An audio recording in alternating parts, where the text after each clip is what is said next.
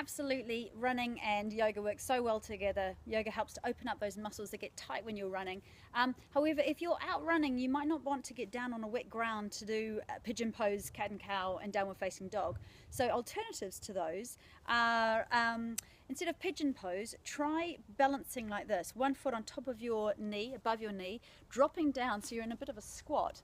Your bottom behind you, palms can be together or holding onto a tree, and as you drop down you get a nice stretch into the glutes and into the hip flexors here. Instead of down dog, pushing against a tree, I've got a seat here, lengthening out through the spine. So you want to roll your shoulders away from your ears, and really crucially you want to lift your sit bones to get a lengthening into the hamstrings here.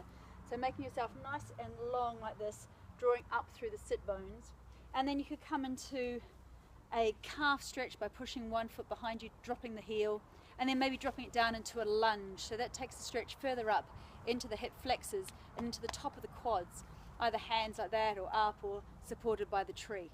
So nice high lunge. Instead of cat and cow, hands just above the knees. As you inhale, you lift the tail and you lift the heart. And as you exhale, nice long exhalation, drawing the pelvic floor up and then rounding the spine.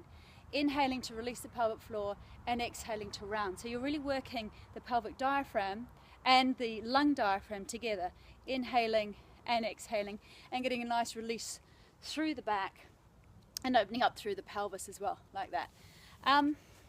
Any other good ones for running? Oh, lots of good ones for yoga. So those are just a few.